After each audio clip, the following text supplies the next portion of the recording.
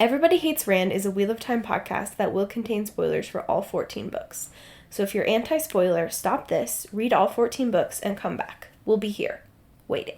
Our title is a joke and is meant to be taken as such. Everybody in this context refers to us and our cats. You are free to feel however you want about Rand. He's a fictional character. Please don't DM us.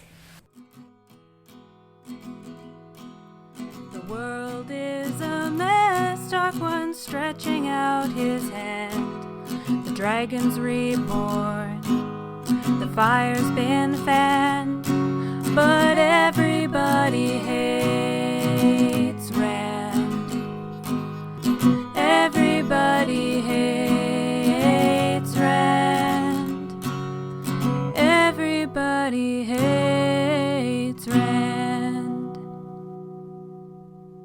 6:55. Okay. We'll just stop. No matter where we are, no matter what's happening. Okay. We're done. I'm done. Put a fork in me. No.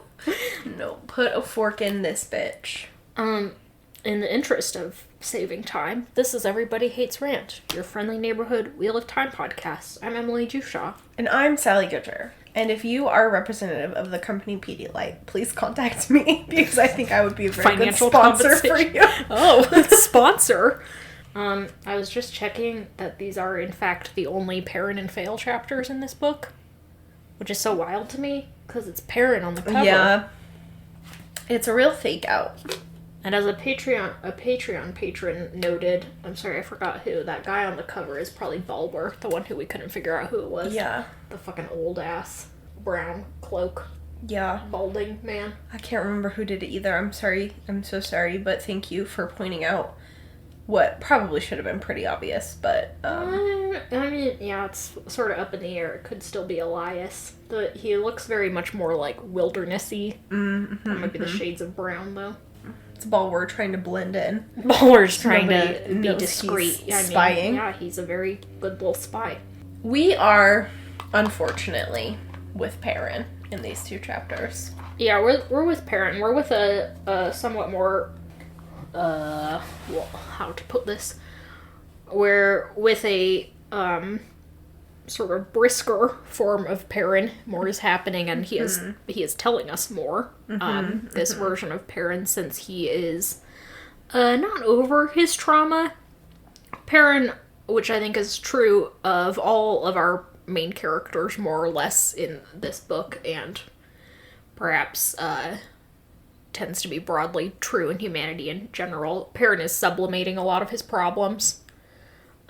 So he is not addressing them directly, his stress about Fail. He is just sort of focusing on whatever can be done, which is a pretty common coping mechanism. Yeah. When it comes to trauma, I can't do anything about the problem in front of me, and I'd rather not just be stuck feeling what I'm feeling, so I'm going to act and keep acting. Yeah, he's come out of the initial shock of what happened. He has now slept and kind of eaten. He's basically been in a dead coma. Yeah, for a long time. Yeah, Hopper had to kick him out of Teleron Riyadh. Yeah, Hopper, like, Fast and Furious sideswipes him in wolf form. It's like Tokyo Drift. Yeah. Hopper Drift. Hopper Drift. Get the fuck out! And Yeah. Perrin's like, no, gotta find Fail. And Hopper's like, bitch, she ain't in. She's not Why here. would you think she's here? Perrin's like, I found her here once in that weird-ass plot in the Dragon Reborn that I always forget. Yeah, because it's like nothing. Stop taking me away from Matt blowing up the Stone of Tear for this heterosexual nonsense. God, that plot was so annoying because it was like Robert Jordan being like, I don't want Perrin to be in the Stone of Tear for some reason. Yeah. And I need him and Fail to be in love, I guess. And it's like, yeah, that certainly quickened that plot. Yeah, but whatever. Perrin wakes up in Bearlane's tent. He is naked in her bed And he's like, explain? And she's like, well, your clothes were wet. I will not offer any explanation for my behavior. I will not. I'm just a bad person.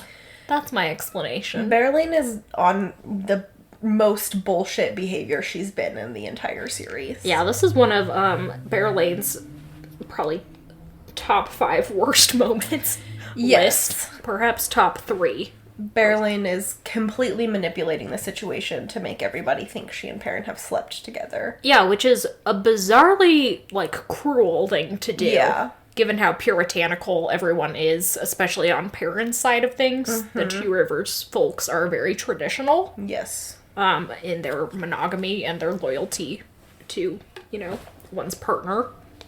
Yes. Which is not uncommon generally in a lot of societies. I can't really think of anyone who would react well to a man apparently sleeping with another woman literally the day after his wife got kidnapped. Yeah. Like, no one would be cool with that. Yeah, it's very... Like you said, it's just really cruel, and I feel like, I don't know how many times I'm going to say this throughout the duration of this podcast. I do not understand Berlin's motivations in doing this. I've been thinking about that, and I truly don't think Robert Jordan understands her motivations. I think Robert Jordan built Berlin to be a character who confuses men to enforce the idea that women are not just mysterious because there's some sort of, like, good thing to that, but, like, completely bewildering and irrational. Yeah, irrational, but also, like... Tybalt. Oh, is he in the trash can? Yes. Listen, Tybalt is... Just like his full ass head. He knocked it over and just dug himself in. That's so gross, Tybalt. Why do you want to be in the trash can? Just tissues. God, just wants to be in your scent, I guess. Ew. God, sorry, what were you saying?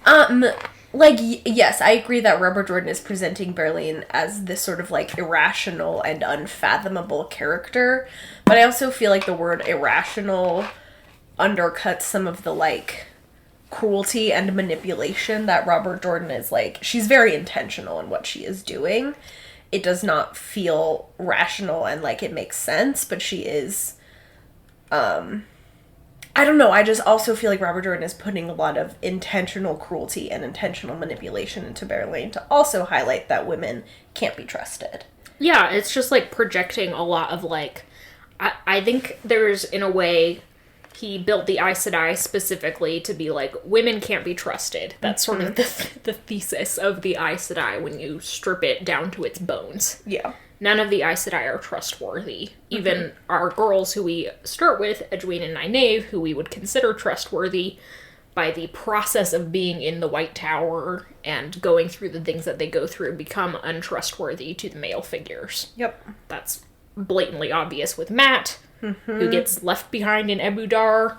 And of course, you know, Rand has a big blowout with Egg, eventually. Yep. But the Aes Sedai are also, sexually, neutered. The Aes Sedai are not depicted as sexual creatures, necessarily. Some of them obviously have sex lives. One thinks of Mirel, who is a sexual predator. Yeah. And it is implied, you know, Swan and Gareth Bryn have a romance. Egg has a romance with Gawain. Various Aes Sedai characters are having romances. But most of them are not meant to be depicted as sexually manipulative. Yes. Berylane is like this version of, like the Aes Sedai, she is untrustworthy and manipulative to men specifically, but also that's because of her sexuality. Yeah. That is her, like, main tool. As opposed to, you know, the raw power that the Aes Sedai are working with. Yeah. Which is just really bizarre and, like, obviously super misogynistic. Yeah. Like, duh. Yeah, I just don't... It becomes impossible to talk about because there is no making sense of it without just being like, yeah, Robert Jordan clearly doesn't like women. Yeah, like when you really dial into moments like this, and to, like, everything going on with the Aes Sedai, both them being, like, sexually neutered is such a good term because you have, like, yes, there are Aes Sedai who are having sex lives, but very often those are presented on the far end of, I don't even want to call it the spectrum, the dangerous end of sexuality, which is sexual predation, like Morel and Alana is kind of slotted in there. Right. And even when you get the points of view of our characters, who we're supposed to think of as the good guys, they say very troubling things about their partners, about how Nynaeve is like, Lan is going to marry me whether he wants to or not. Egg says things like, I'm going to bond Gawain whether or not he agrees to it. Like, they are all operating in this sort of like, I am using my power in various manipulative ways, and even though I'm not presented necessarily as sexual when I enter the sexual sphere, I am also using my power to be domineering and manipulative. So it's like, great. There's nobody just having like a normal and healthy sex life. Yeah. So that is all misogynistic. And then you come to the kind of like other end of the spectrum where you get Berlain as this like femme fatale. Mm-hmm. And it's like, Robert, that's also misogynistic. Everything you're doing is like, you've not presented a woman on screen in quotes, without being misogynistic to her. So it really boils down to like, what are you as the author thinking if you cannot present a woman without sort of spilling your hatred of her onto the page? Right. It's just really, this scene is so uncomfortable to read. Yeah. Perrin is like out of his skin uncomfortable. He's like, where the fuck are my clothes? He like asks for food, but then the food comes, and by that point Berlain has verbally harassed him to the point that he's just like, I can't stay to eat. Like, just to like, you know, run down the list to make our point. What is Berlain's overall end game, which she tells us, and, you know, which can only be, what is her end game according to her actions and what she tells us? It is to seduce and become partners with Perrin. Why does she want to do that? That's not clear. She seems to say early on in the series, she says it's because she wants to be close to the Dragon Reborn. She initially tries to seduce Rand, but when Rand is like, get fucked in the scariest way possible, she turns her attention to Perrin. Mm-hmm. Okay, you don't need to do that because you clearly you already have a good working relationship with Rand. Mm-hmm. You are considered one of the closest advisors to the Dragon Reborn, or you were at one point. If you weren't such a freak, you probably would still be there. Yeah. Getting Perrin out of purely sexual desires, at that point Berlain just becomes an immoral person. Yeah. Perrin is taken. Perrin has a wife that he clearly cares a lot about. Yeah. Inserting yourself into the relationship at that point is just wrong. Yeah, especially because Perrin has repeatedly told her in no uncertain terms that he is not interested in pursuing a relationship of any kind with her. He, like, barely wants to speak to her at this point. Right. So it is immoral, it is predatory, it is so fucked up. Is the motivation, like, psychological in that she wants to have what she apparently cannot have, and she wants to sort of, you know, flex her power in this ability to get whatever man she wants? If that's, I guess, the case, then you're ultimately staring down the barrel of people losing a lot of respect for you. Mm-hmm. Whatever you gain psychologically, you're going to lose in, you know, physical value. Yeah. If that makes sense. So yeah, it just comes down to Berlain isn't acting like a person who has thought any of this through. I know, I keep thinking, like, when I was reading it, I was like, what could the possible, like, political motivation be? Does she want to gain control of the camp?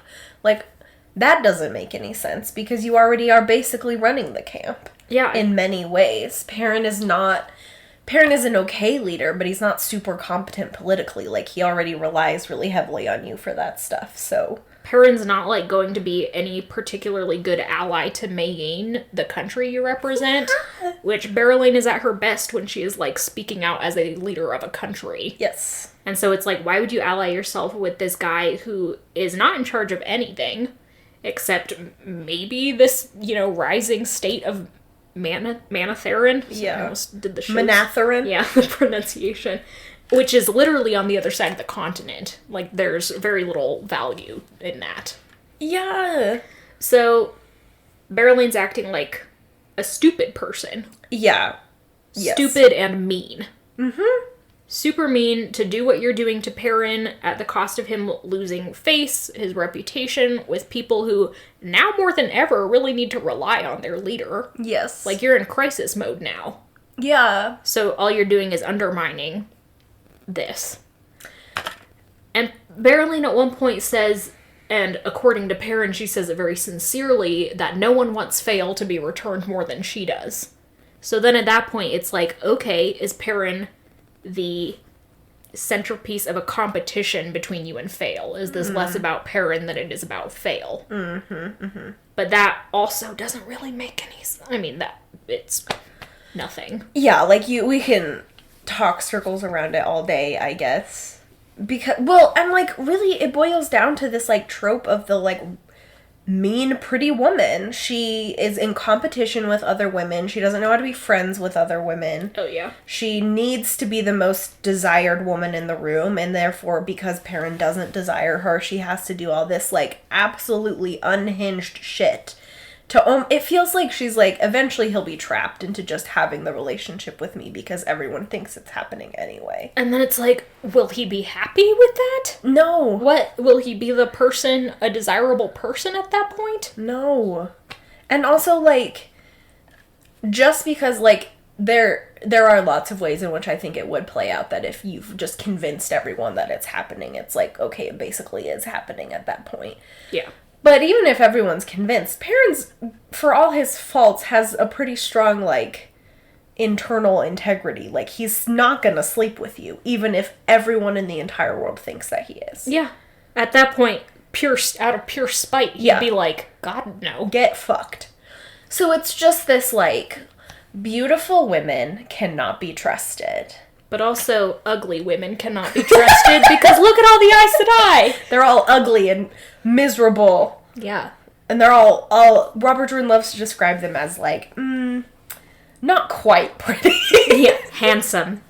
No woman would call her beautiful. No man would call her But she was beautiful. imposing. Yeah. She had huge tits, though. The badonkas, though. Listen, she's ugly. Complete butterface, but the breasts. But I would motorboat her. Shut up, man. Yeah, it just is like, again, the misogyny is just like dripping off the pages. Like, I could just squeeze it over a salad or something. Yeah, this is like the world's longest manifesto of misogyny. Yeah. Not Winter's Heart specifically, the entire Wheel of Time series. And it really, really jumps out here. So yeah, if you were ever thinking, like, how to get a man in 10 days... Not this!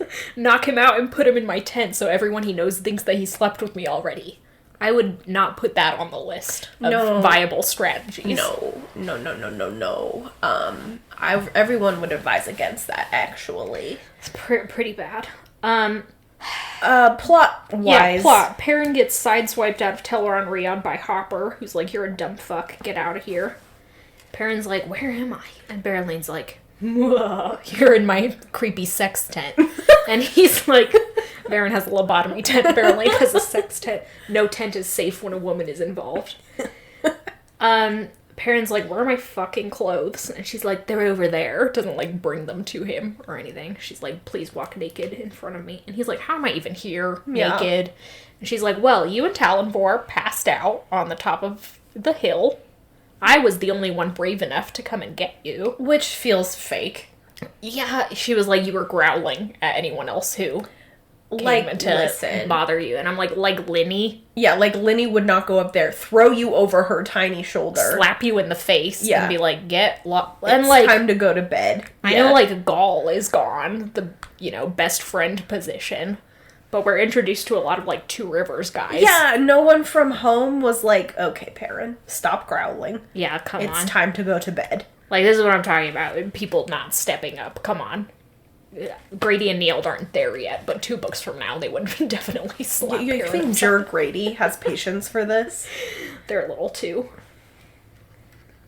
It's just very annoying. She's like, so I took you here so that you wouldn't freeze to death, and we had to, like, clean your clothes, and it's like, you obviously didn't, but fine. And he's like, have they found Fail yet? And she's like, no. No one has returned yet from scouting, except my guys, who I sent out, were found dead. Mm-hmm. And she updates him, like, basically everyone is, you know, just waiting, ready to go. The Amadisialdinen contingent, you know, Aleandra's guys, led by Arganda, I have to start remembering their names.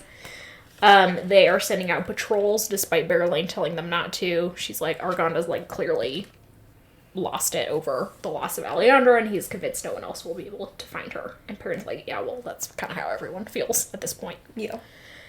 Berylane leaves for a little while, so Perrin can get dressed. Of course, she comes back as he's still putting on his trousers, so gotta see the bum.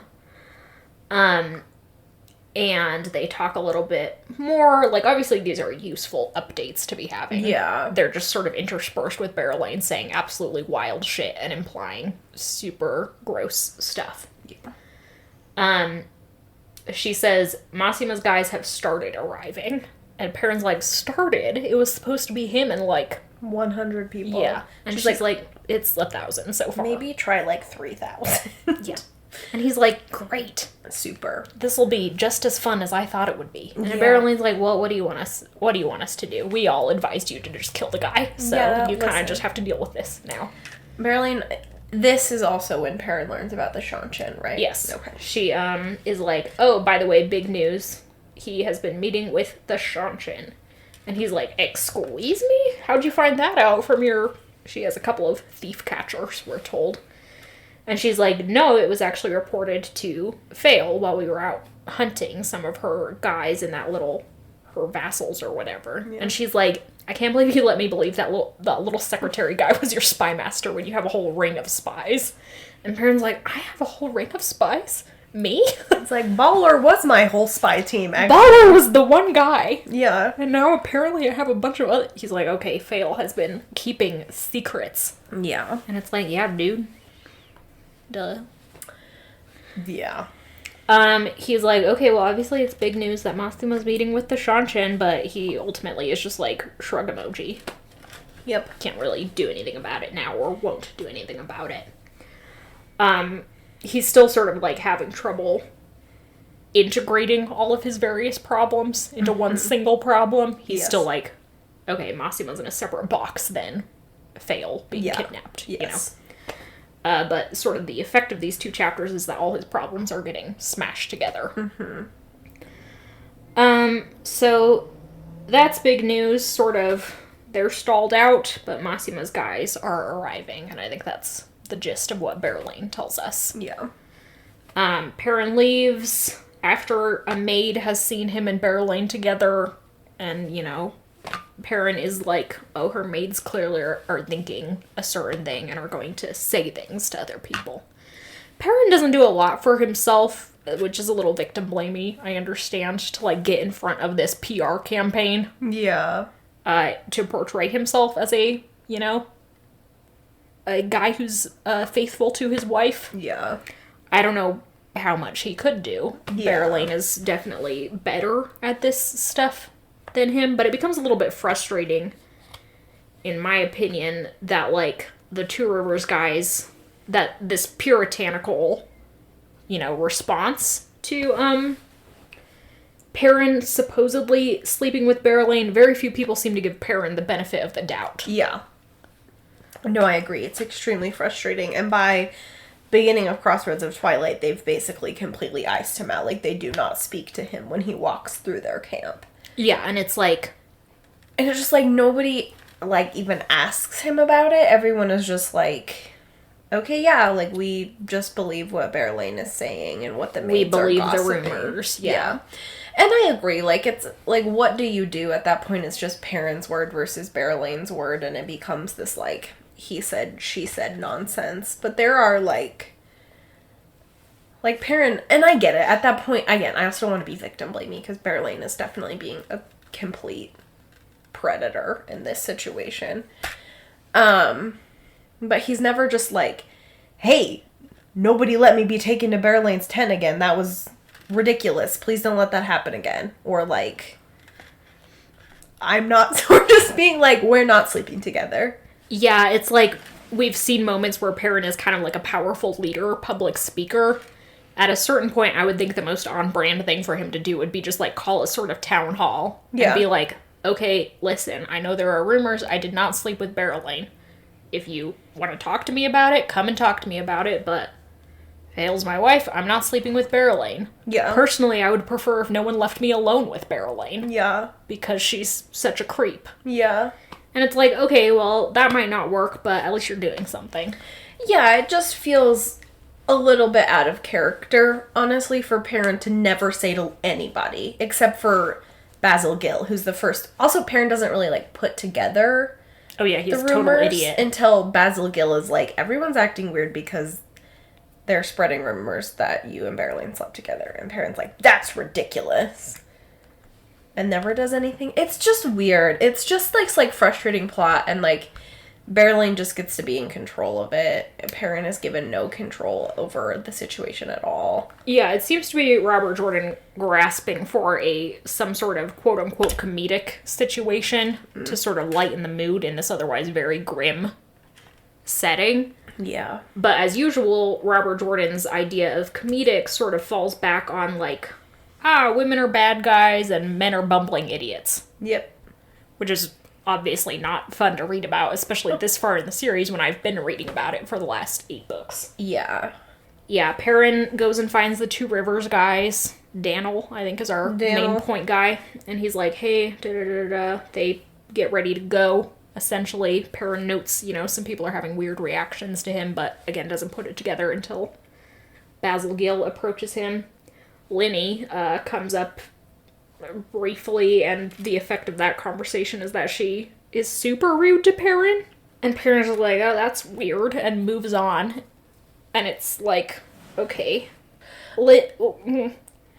Linny is obviously meant to sort of, like, be and represent nosy, elderly women.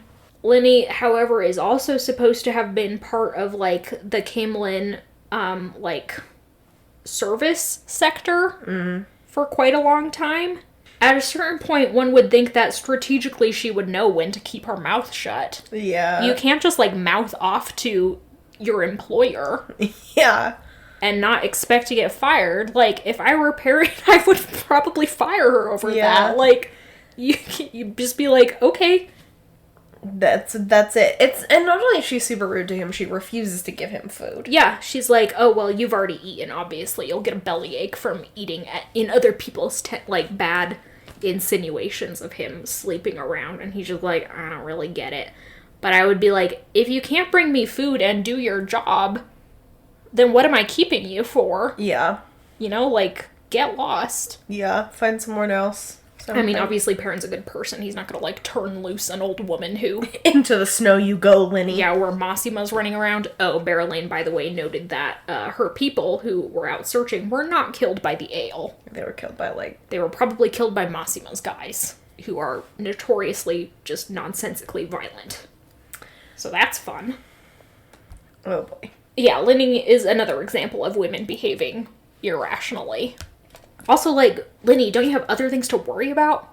Yeah, and also, I know we live in this puritanical society, but, people have been kidnapped. You have... I know. 4,000 religious, fanatic, cult-type people just in your party now. There are the apocalypse is coming. There are 8 different factions in here to manage. You gotta feed all these people. There are other things to be worrying about than if 2 people are sleeping together. Yeah, at a certain point it crosses the line from, okay, this isn't great, Berylaine's messing with Perrin's reputation, maybe Perrin should do something about it, to mind your business, everyone. Yeah. Is it relevant to you? Yeah, it might be relevant to your opinion of Perrin as a person, but ultimately, you have a job. Yeah, you gotta keep the camp running. You gotta keep going. You've got just, there are other things to deal with. And, it also, is not... Oh my gosh, who is messaging me? It is, 7 p.m. Whatever, I lost my train of thought. We're not seeing this as much in, Wheel of Time as we do in, other fantasy series, I guess. So, there's that. But, it's not, unheard of for a lord to have an affair. an extramarital affair. Yeah. Like, it's not that big of a deal. My God. Like, it's a big deal if you're Perrin and fail in the relationship, dealing with infidelity. But Linny, you've known these people for like 4 days. I know. Mind your business. Mind your business, Linny. Stop judging people. Judge Talonvor, who just like fucked off into the forest. He's like, where's Talonvor? And Basilgil's like, oh, he said you told him he could leave? And Perrin's like, sure. Yeah, why not? Whatever. Like, okay. Talonvor probably also is hypothermic. Yeah, get fucked to Talonvor. I think it would be hilarious if he just got killed by Maxima's guys for going out by himself. Anyway, Perrin's like, what? I'm not sleeping with Berylane. But Basilgil's like, Basilgil's constantly trying to edge out of the frame. He's like, I don't want to be having this conversation. Don't shoot the messenger. I'm so uncomfortable. And Perrin's like, no, stop. Talk to me. Poor Basilgil. I know. Perrin is leaving to, like, go find food when the Ale return. Not all of them, obviously, but Sulin and a contingent of the maidens, accompanied by the 3 warders, who we neglected to mention, left. Which, was nice of them. Yeah. Too nice, maybe. They get back, and Sulin's like, good news, Fail's alive. In fact, we think all of these women were taken alive, and she has the, like, clothes to demonstrate that they were taken. Guy Shane. And Perrin's like, phew, big relief. What's the news on, like, where they're going? She's like, okay, they set off in this direction. Gollin, the others are obviously still on their trail. Yep. Perrin pretty quickly after this orders, like, okay, now Grady and Niall start making gateways. Following them. Obviously, I can think of more efficient ways that he could have done this, but... Many more efficient ways. That's not necessarily the point.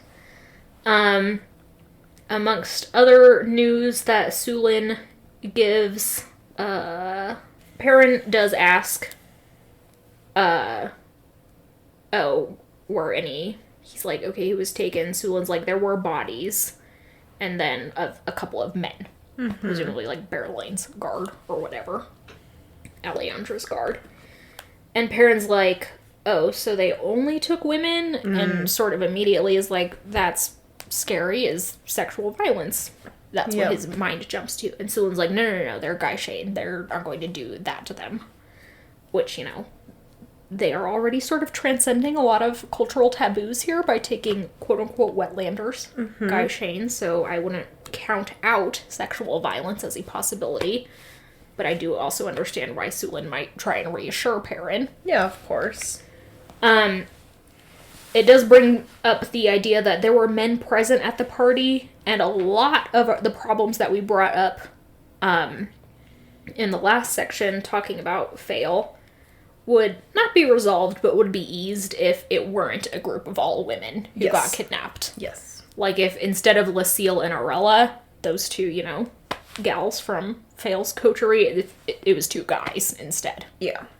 A lot of that, if it were a bit more of a co-ed group.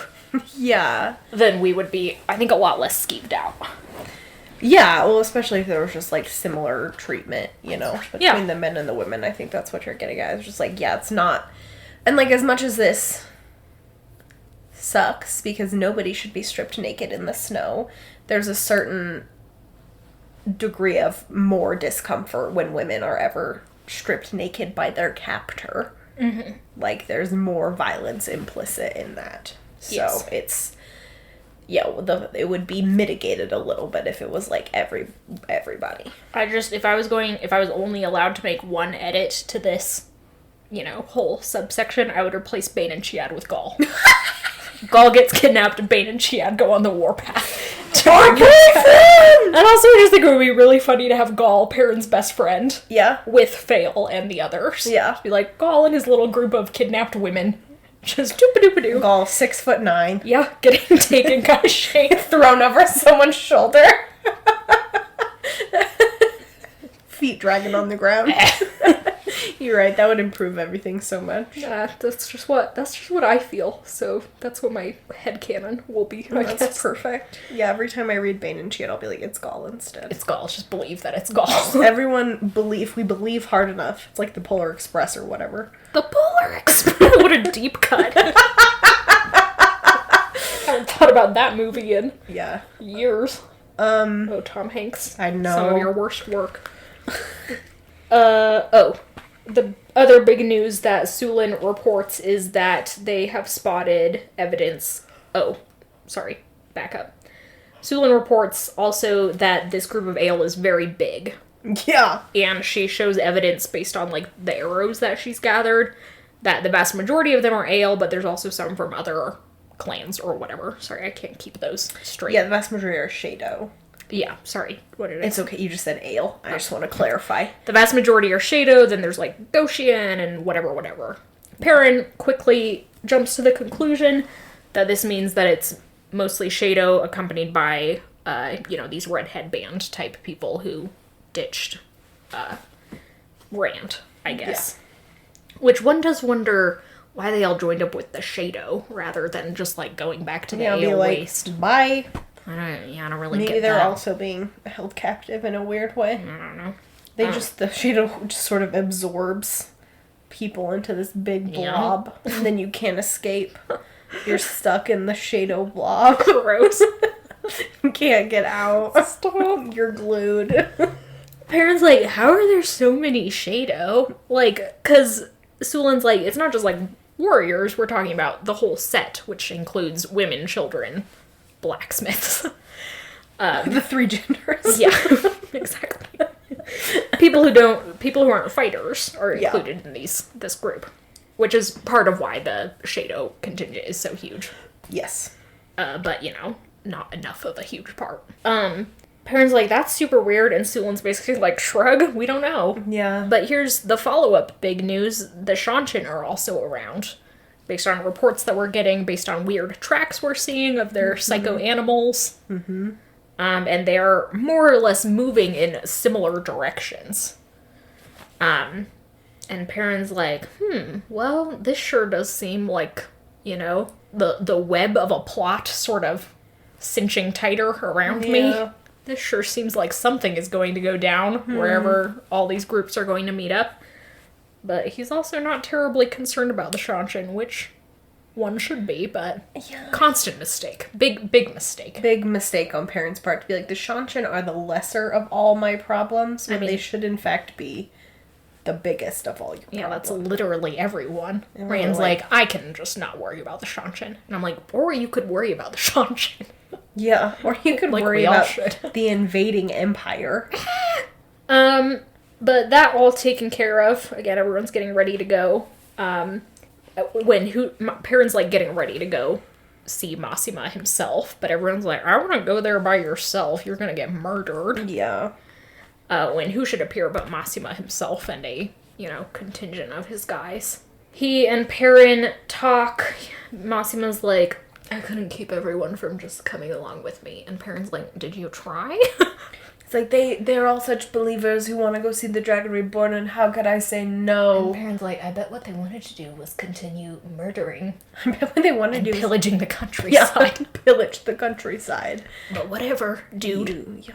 It's like, Perrin, you gotta address these things as they arise. Perrin's like, okay, well, you're here now. I'm gonna have you keep traveling, but I have a different problem to take care of. My wife's been kidnapped, so gotta go see ya. Do that, so you just keep traveling east. And Massima's like, oh, she's been kidnapped by the Ale? Now, perhaps unsurprisingly, Massima, pre-Zealot Massima was racist against the Ale. Yeah. So post-Zealot Massima is also racist against the Ale. Yeah. And is like, I would love to kill some Ale. And Perrin isn't like, sirens. Yeah. Warning bells. Perrin's like, I'd love your help. And Massima's like, great. And Perrin's like, but we're gonna be traveling a lot. And suddenly Massima's, big, ethical dilemma about traveling out the window if he can kill Ale. Yeah, he's like, no, this is the Lord's work. Therefore, we can use a little witchcraft. We can do just some witchcraft because I personally want to murder some Ale. Now, if I were Perrin, I would concoct a cunning plot. To be like, okay, we're gonna have Massima's people specifically go through this gateway and have Brady and Niald open it into, like, I mean, about 20 feet above the ocean Yeah. would be my ideal. But maybe to wherever Rand is would also work. Yeah, just be like, go. Just be like, oh yeah, that's where you're going. Bye! Yeah. Your problem, Rand. Or have Massimo go last and then close the gateway, cutting him in half and killing him. Oh, that would also be an ideal. And Just kill Massimo! just kill him. Just kill him. He's just so killable, Perrin. Yeah. He's just right there. Top 10 killable characters. But in the Perrin Wheelie instead time. is like, great, I love this new army of murderous boys that I've gathered under my wing. I love the road trip vibes that we've got going. What's next do you want? It's like Crossroads with Britney Spears. Woohoo! So, that's sort of where we're at. How'd we do? Oh, we got 5 minutes left Oh, fuck yeah! to finish. When we don't talk about Naruto, we sure do. Blaze through it. I could, man. Sure could, yeah. Buddy, the Hokages? Okay, we can't keep We doing can't. this, Daniel. Please, Daniel, we can't keep doing this. Please, Kishimoto, we can't keep doing this. So that's where we're leaving Perrin and Fail, not just for the moment, but for the entirety of Winter's Heart. This latter half of the series, one of the reasons it might slog so hard is that Robert Jordan is opting for a different structure, which is these really, really long chunks with certain groups of characters, as opposed to, he did a lot more swapping around in earlier books. Yes, if you have read The Lord of the Rings, you will be familiar with the very painful structure of the Two Towers, Awful. where we've got... And this- Return of the King, I think. Up to a certain point. Yeah, you're right. I think you're right. I just remember in Two Towers because it is, so painful. You get a long stretch with Aragorn, Legolas, Gimli, and company doing the battle at Helm's Deep. And then you get the same time period From Frodo from and Frodo Sam. and Sam. So there's just these, really long stretches. And I think we all can agree that the scenes in Mordor are a little bit more difficult to get through. Obviously. Thank God for Peter Jackson being Yeah. I'm actually gonna sprinkle in these sort of grimmer, sadder, much slower moving Yes. Frodo and Sam and Gollum scenes. Yes. And just sort of sprinkle them in seasoning to the main event, which is Aragorn, sweaty, Yeah. pushing through the doors. Yeah. So in the movies you get a more interlaced structure, which naturally means that the pace is moving more quickly because you're just not reading these big slogs, and it is a real detriment in the latter half of the series that we have elected for these big chunks because it feels like I am back in Mordor with the ring weighing me down. Yes, and I think as a reading experience, it's obviously bad, but it's also counterproductive because what Robert Jordan is trying to do with these last books in the series is have them condensed to a much shorter amount of time than earlier books in the series. Books 1, 2, and 3 took place over a year and a half. Yes. These last books are taking place over each book is maybe a week. Yeah. More or less. And, but the effect of doing these much larger chunks of points of view is that while you might only be with each character for a certain amount of time, and all of these times are supposed to be happening congruently, the reader still feels like a huge amount of time is passing between points of view. Yep. So, it does make sense, like you said last week, that Perrin doesn't find Fail until the beginning of Crossroads of Twilight, because there's literally no other Perrin points of view in this book. Mm-hmm. Of course, it would have to be at the beginning of Crossroads of Twilight. But to us, it's going to feel like literal weeks between the two. So, not very accommodative form of writing for your readers. No. You get stuck in a kind of time loop. You're reading the same 5 days over and over and over and over again, and it gets old real fast. But, that's it, y'all. Yep. Thanks to Glenna McKenzie for our theme song, to our patrons on Patreon, and our followers on social media. Do you have a sign-off? I already told Emily this, and this is very stupid, but I have to do a 4-hour test tomorrow, medical test, for which the technicians only need me for 4 minutes of that. Oh my God. I just have to have these Cumulatively. yeah, cumulatively they will take scans, and each scan is 1 minute long. They just have to take them an hour apart. Because we were testing the movement of my stomach. I don't know why I'm trying to hide it. It's a gastric emptying study. They are seeing how my stomach digests. Which means I will be in a hospital for upwards of 5 hours. Probably alone in a room. And then once every hour for 1 minute, they will take a picture of my tummy. And it's just going to be very silly, you guys. Just feels a little bit unnecessary. Like, maybe a better test could be devised. Maybe we could figure something else out. Okay, everyone. Have a good day. Bye! Bye!